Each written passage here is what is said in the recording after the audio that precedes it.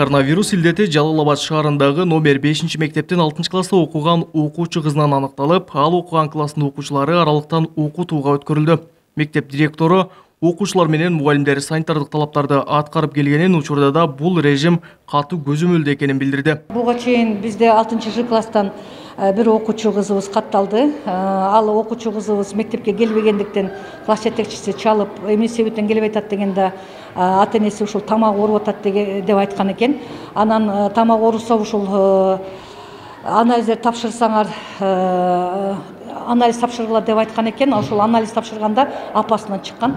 Апасынан анан ушул баласына жуккан экен да. Ушул санитардык эрежелерди биз атайын эрежелер, алгоритм бар. Ошол алгоритмдин негизинде санитардык эрежелерди кармайбыз.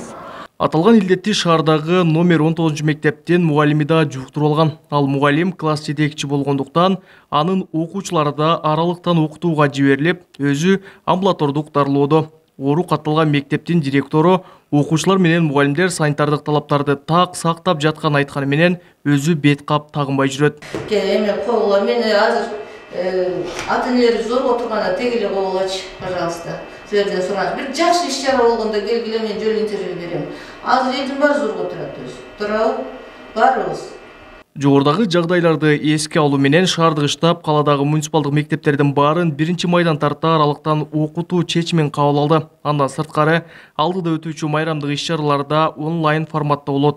Алдын күрөшүү жана анын кесепеттерин жөнүндө штабтын чечимине ылайык биз Жалал-Абад шаарыбыздагы окуучуларды онлайн окутуу боюнча чечим кабыл алдык. Бул муниципалдык мектептерде 9-класстан 11-класс 2 класс окуйт. Ал эми калган класстарыбызды биз онлайн сырттан окууга жөнөтүп жатабыз. Себеби дегенде бүгүнкү күндө Жалал-Абад шаарыбызда бүгүнкү күнгө чейин 62 жараныбыз ковид илдетине чалдыккан. Анын ичинен 7-18 чейинки жарандарыбыз, ал эми алардын ичинен 5 жараныбыз болсо биз окуучулардын арасынан чыгат. Жогорудагы чечимдер эпидемиологиялык кырдаалга жараша дагы өзгөрүшү мүмкүн. Тагыраагы жогорку окуу жайлар жана бала бакчалардын иштөөсүнө да чектөөлөр кириши ыктымал. Учурда Жалал-Абад облусунда 62 адам COVID-19 илдетин жуктуруп алган. Алардын ичинен 7 мектеп окуучусу. Окуучулар Жалал-Абад шаары жана Ала-Бука райондорунан аныкталган.